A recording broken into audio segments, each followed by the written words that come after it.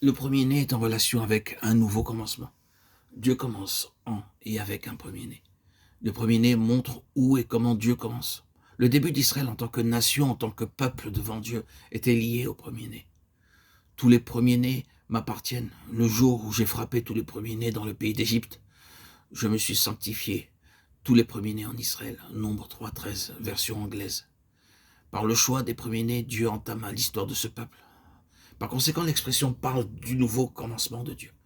Le Seigneur lui-même a déclaré, à moins que vous ne retourniez et ne deveniez comme des petits enfants, vous n'entrerez nullement dans le royaume des cieux. Matthieu 18:3. Nous parlerons davantage de cela au fur et à mesure que nous avancerons. Pour l'instant, nous souhaitons donner un aperçu de ce qui est représenté. Le point exprimé par les premiers-nés est cette place de Dieu.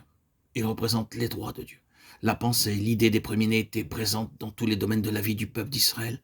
Cela commençait avec le premier-né de la famille et s'étendait du menu et gros bétail à la terre, de manière que les tout premiers-nés, fruits de l'ensemble de leur travail, de la terre et de la vigne, étaient réclamés par Dieu et devaient être apportés dans la présence de Dieu avant que quoi que ce soit puisse être pris.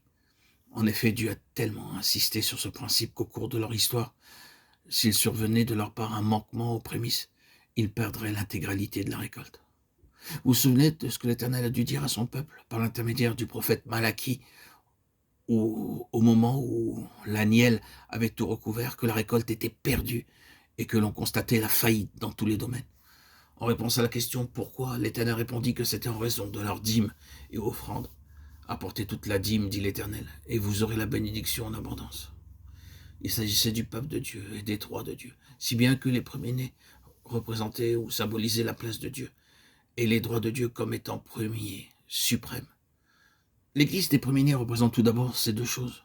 Premièrement, Dieu commence avec une naissance, premier-né, et jamais il ne reprend quelque chose à une date ultérieure.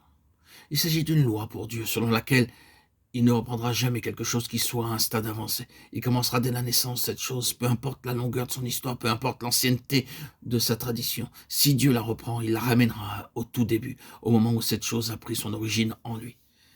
Et il n'accepte jamais rien d'autre. L'Église est l'incarnation de cette vérité, de celle-ci aussi. Dieu a la première place, la place prééminente. L'Église représente la place de Dieu, les droits de Dieu.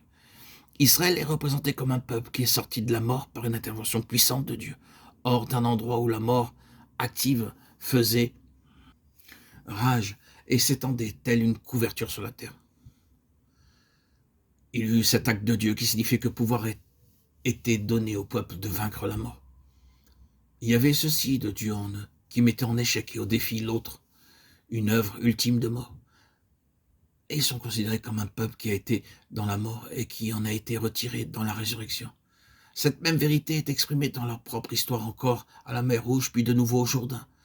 À chaque étape, cela fut fondamental dans leur vie. Dès sa création, il est un peuple sorti pour Dieu et pour tout ce qui est de Dieu. Tout, dans les étapes de l'Égypte à la terre, est basé sur la grande vérité de mort et de résurrection.